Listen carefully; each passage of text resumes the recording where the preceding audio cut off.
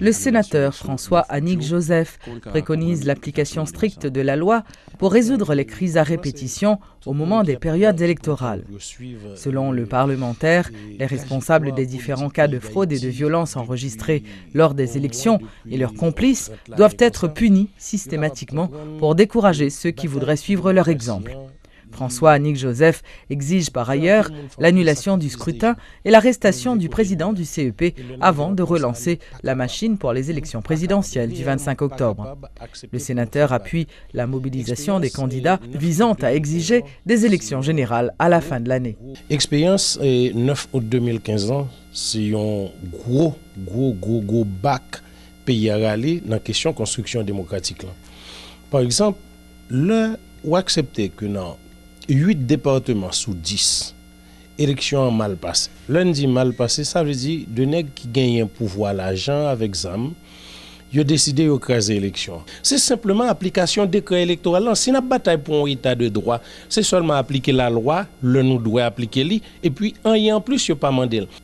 Principal responsable CEPA, punir. C'est pour ça, oui, moi-même personnellement, moi réclamer l'arrestation de M. Opon. Parce que si vous pas puni, ou quitter chaque monde qui vient, les fait brigandaille, et puis parti politique, l'autre organisation, ils ont demandé annulation, ils ont annulé, puis ils ont annulé comme si rien ne s'était passé. C'est comme si c'est l'élection qui écrasé tête.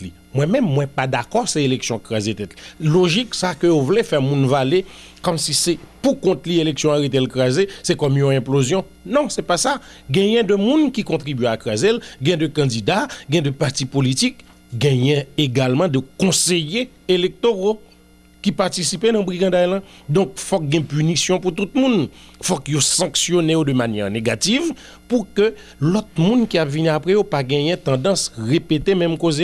Quoi de plus simple? Annuler 9 août.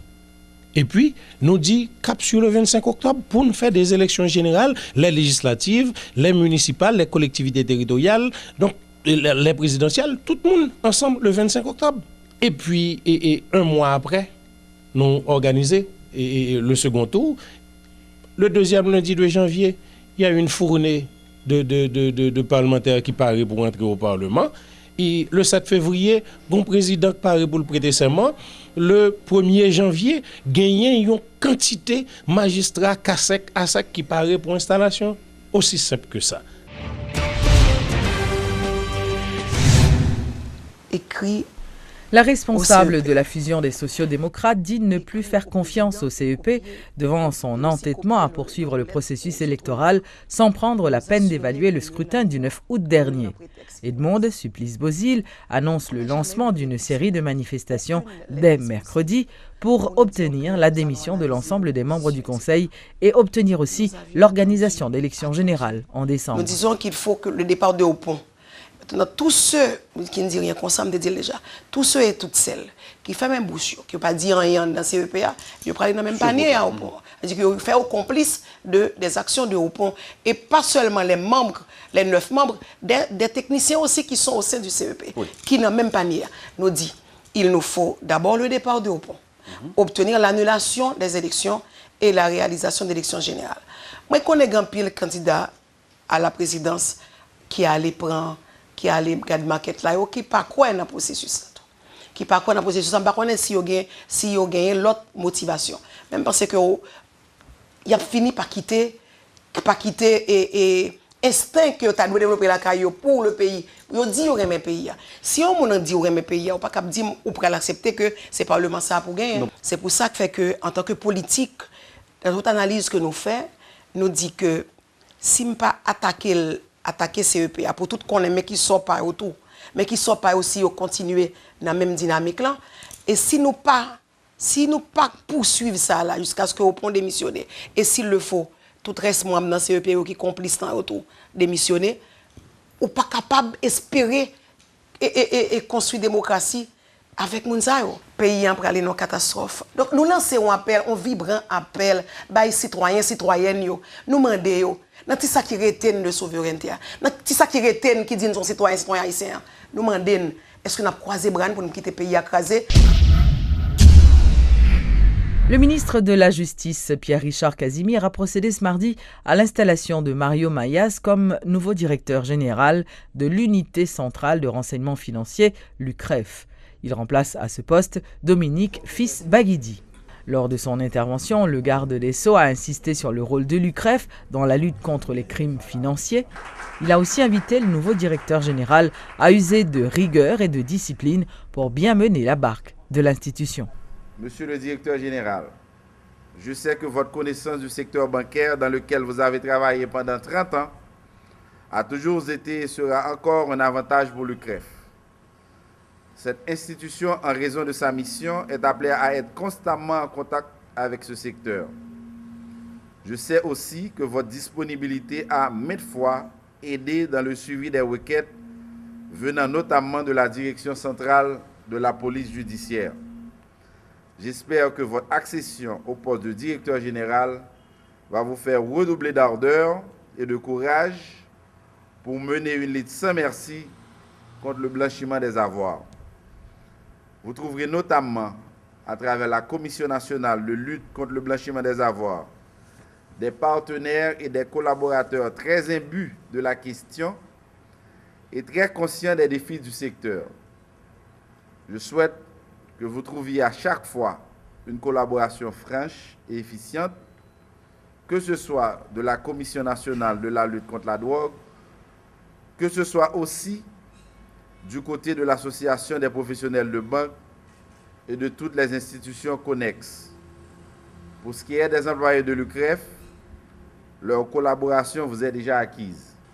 J'entends intervenir de façon énergique et responsable pour ne pas décevoir les attentes de ceux qui m'ont aujourd'hui confié ce poste.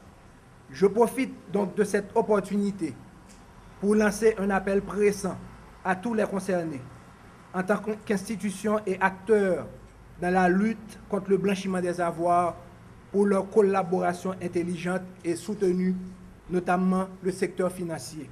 La mission principale de l'UCREF est d'empêcher l'utilisation du système financier haïtien à des fins de blanchiment et de financement du terrorisme.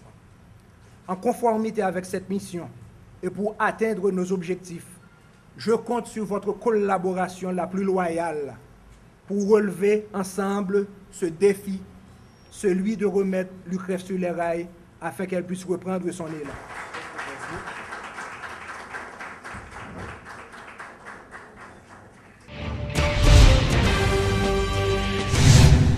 De nouvelles nominations ont été effectuées au sein de l'administration publique.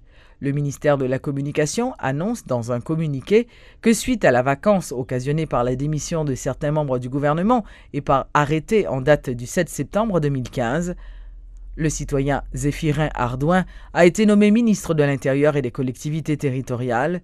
Le citoyen Ariel Henry a été nommé ministre des Affaires sociales et du Travail. La citoyenne Gabrielle Hyacinthe a été nommée ministre à la condition féminine et aux droits des femmes. Le citoyen Jean Wilberson Timothée a été nommé secrétaire d'État à l'alphabétisation. Plus de 27 000 personnes ont été alphabétisées en 2013 et 2014. Lors de la 49e journée internationale de l'alphabétisation, l'ancien secrétaire d'État, Mozart Clérisson, a fait savoir que le gouvernement travaille en vue de permettre à ces personnes de passer à une autre phase à partir du mois d'octobre prochain. Un poté-collé pour un Haïti sans analphabète. À travers ce thème, la secrétairerie d'État à l'alphabétisation entend sensibiliser la population haïtienne sur la nécessité de s'unir pour combattre ce fléau. Un message sur lequel Mozart Clérisson a beaucoup insisté à l'occasion de la 49e journée internationale de l'alphabétisation ce 8 septembre. Pour l'année 2013-2014, 27 770 personnes ont été alphabétisées dans 8 départements du pays, a fait savoir l'ancien secrétaire d'État, tout en estimant que des progrès ont été constatés dans ce domaine. Sous l'année 2013-2014, là, il y a des résultats, même j'ai des résultats baccalauréat, parce que on est l'entrée dans un circuit de formation. Il fait 6 mois d'apprentissage et on fait une évaluation pour lui. Les gens qui réussissent, ils ont un certificat qui dit qu'on a écrit. Mais gagner un pile travail qui vous fait dans ce sens, c'est pour le marier avec le système formel là, pour capable leur faire alphabétisation pour bousculer le net, pour faire éducation en tout, pour finir avec les gens qui ne connaissent pas dans le pays. Un projet ambitieux compte tenu du fort taux d'analphabétisme dans le pays. C'est dans cette optique que l'institution souhaite passer à une autre phase appelée post-alphabétisation, devant permettre aux personnes concernées d'atteindre un niveau plus élevé, explique Mozart Clérisson. Si l'alphabétisation, c'est le premier niveau de formation de base, là, côté que les gens a écrit, mais il y a une possibilité, à partir d'un système qu'on prépare, les capable rentrer à partir d'un travail qu'on fait, que les passages de système informel à système formel pour capable, après 3 ans, mon ça, niveau élève cap descendre certificat. La lutte va se poursuivre et atteindre 300 000 personnes alphabétisées, selon le vœu de la secrétairerie d'État à l'alphabétisation.